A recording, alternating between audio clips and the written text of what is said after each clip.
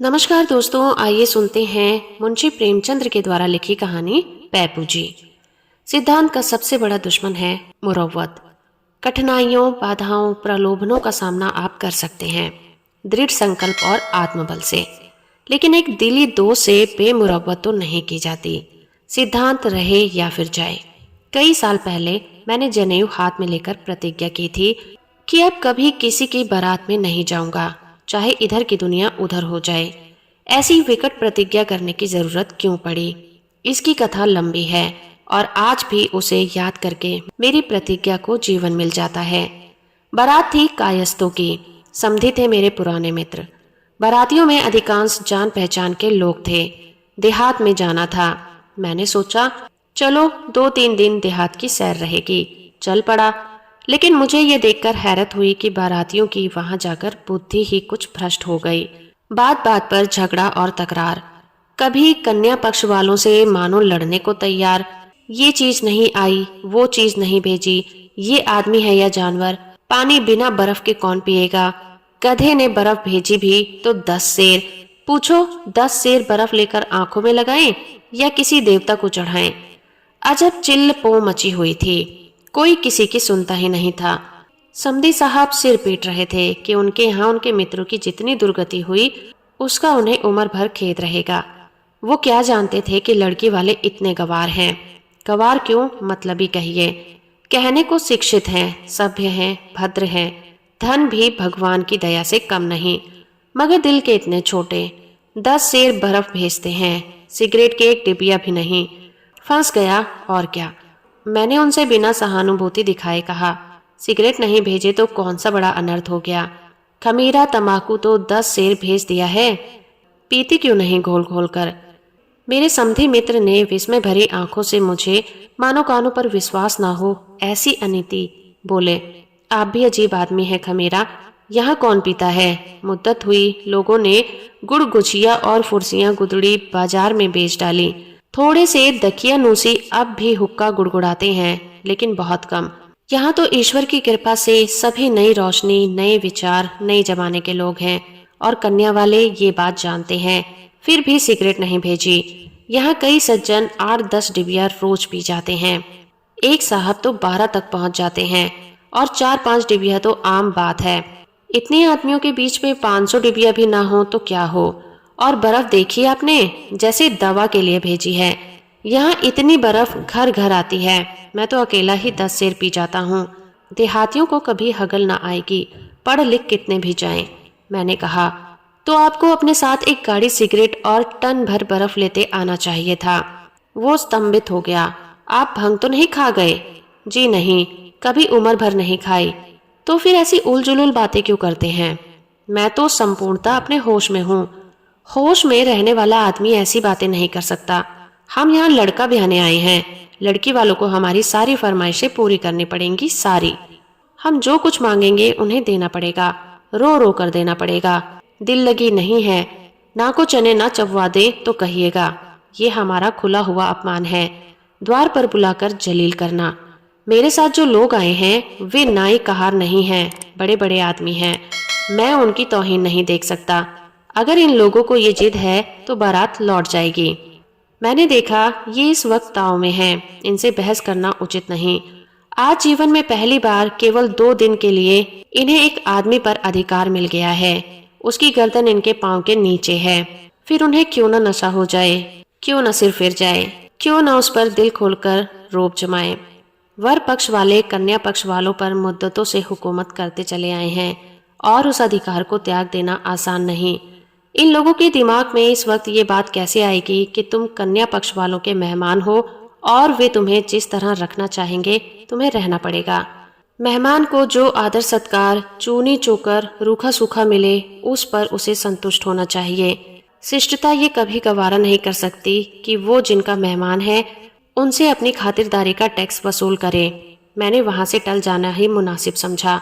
लेकिन जब विवाह का मुहूर्त आया, इधर से 1 दर्जन विस्की की बोतलों की फरमाइश हुई और कहा गया कि जब तक बोतलें नहीं आएंगी हम विवाह संस्कार के लिए मंडप में नहीं आएंगे। तब मुझसे न देखा गया। मैंने समझ लिया कि ये सब ऐशू हैं, इंसानियत से खाली। इनके साथ एक क्षण रहना भी अपनी आत्मा का खून करना है। मैंने उसी वक्त प्रतिज्ञा की कि अब कभी किसी बारात में नहीं जाऊंगा और अपना बोरिया बच्चा लेकर उसी क्षण वहां से चल दिया। इसीलिए जब गत मंगलवार को मेरे परम मित्र सुरेश बाबू ने मुझे अपने लड़के के विवाह का निमंत्रण दिया तो मैंने सुरेश बाबू को दोनों हाथों से पकड़कर कहा, जी नहीं, मुझे माफ कीजिए, मैं न जाऊंगा। उन्होंने खिन्न होकर कहा, आखिर क्यों? मैंने प्रतिज्ञा कर ली है, अब किसी बारात में नहीं जाऊंगा, अपने बेटे की बारात में भी नहीं। बेटे की बारात में खुद अपना स्वामी रहूंगा, तो समझ लीजिए ये आप ही का पुत्र है और आप यहाँ अपने स्वामी हैं। मैं निरुत्तर हो गया, फिर भी मैंने अपना पक्ष न छोड़ा। आप लोग वहाँ कन्या पक्ष वालों से सिगरेट, बर्फ, तेल, शराब इत्यादि काफी चीजों की मांग और आग्रह करेंगे, भूल कर भी नहीं। इस विषय में मेरे विचार वही हैं जो आपके हैं। ऐसा तो ना होगा कि मेरे जैसे विचार रखते हुए भी आप वही दुराग्रहियों की बातों में आ जाएंगे और वे अपने हथकंडे शुरू कर देंगे। मैं आप ही को अपना प्रतिनिधि बनाता हूँ, आपके फैसले की वहाँ कहीं अपील न होगी। दिल में तो मेरे अब भी कुछ संशय था, लेकिन इतना आश्वासन मिलने पर और ज्यादा अड़ना असज्जनता होगी। आखिर मेरे वहां जाने से ये बेचारे तर तो नहीं जाएंगे। केवल मुझसे स्नेह रखने के कारण ही तो सब कुछ मेरे हाथों में सौंप रहे हैं। मैंने चलने का वादा कर दिया, लेकिन जब सुरेश बाबू विदा होने लगे तो मैंने घड़े को जरा और ठोका। लेन देन का तो कोई झगड़ा नहीं है, नाम को नहीं। वे लोग अपनी खुशी से जो कुछ देंगे हम वो ले लेंगे। मांगने ना मांगने का अधिकार तो आपको रहेगा। अच्छी बात है, मैं चलूंगा। शुक्रवार को बारात चली। केवल रेल का सफर था और वह भी 50 मील। तीसरे पहर के एक्सप्रेस से चले तो शाम को कन्या के द्वार पर पहुंच गए। वहां हर तरह का सामान मौजूद था, किसी चीज के मांगने की जरूरत नहीं थी। बारातियों की इतनी खातिरदारी भी हो सकती है, इसकी मुझे कल्पना भी नहीं थी। घराती इतने विनीत हो सकते हैं, कोई बात मुंह से निकली नहीं कि एक ही जगह 4 आदमी हाथ बांधे हाजिर हैं। लगन का मुहूर्त आया, हम सभी मंडप में पहुंचे। वहां तिल रखने की जगह नहीं थी। किसी तरह धस धसाकर अपने लिए जगह निकाली। सुरेश बाबू मेरे पीछे खड़े थे, बैठने को वहां जगह नहीं थी। कन्यादान संस्कार शुरू हुआ। कन्या का पिता एक पीताम्बर पहने आकर वर के सामने बैठ गया और उसके चरणों को धोकर उन पर अक्षत आदि फूल चढ़ाने लगा। मैं अब तक सैकड़ों बारातों में जा चुका था, लेकिन विवाह संस्कार देखने का मुझे कभी अवसर नहीं मिला था। इस समय वर के सगे संबंधी ही जाते हैं, अन्य बाराती जनवासे में पड़े सोते हैं या फिर नाच देखते रहते हैं या ग्रामोफोन के रिकॉर्ड सुनते हैं और कुछ ना हुआ तो कई टोलियों में ताश खेलते हैं। अपने विवाह की मुझे याद नहीं। इस वक्त कन्या के वृद्ध पिता को एक युवक के चरणों की पूजा करते देखकर मेरी आत्मा को चोट लगी। ये हिंदू विवाह का आदर्श है या उसका परिहास? जमाता एक प्रकार से आपका पुत्र है, उसका धर्म है कि अपने धर्म पिता के चरण धोए, उस पर पान फूल चढ़ाए। यह तो नीति संगत मालूम होता है। कन्या का पिता वर के पांव पूजे, यह तो न शिष्टता है, न धर्म और न ही मर्यादा। मेरी विद्रोही आत्मा किसी तरह शांत न रह सकी। मैंने झल्लाए हुए स्वर में कहा, यह क्या अनर्थ हो रहा है भाइयों? कन्या के पिता का ये अपमान! क्या आप लोगों में आत्मीयत नहीं रही? मंडप में सन्नाटा छा गया। मैं सभी आंखों का केंद्र बन गया। मेरा क्या आशय है ये किसी को समझ नहीं आया। आखिर सुरेश बाबू ने पूछा, कैसा अपमान और किसका अपमान? यहाँ तो किसी का अपमान नहीं हो रहा है। कन्या के पिता वर के पांव पूजे, ये अपमान नहीं तो क्या है? ये अपमान नहीं भाई साहब, प्राचीन प्रथा है। कन्या के पिता महोदय बोले, ये मेरा अपमान नहीं है मान्यवर, मेरा अहोभाग्य है कि आज का ये शुभ अवसर आया। आप इतने ही से घबरा गए? अभी तो कम से कम 100 आदमी पैपूजी के इंतजाम में बैठे हुए हैं।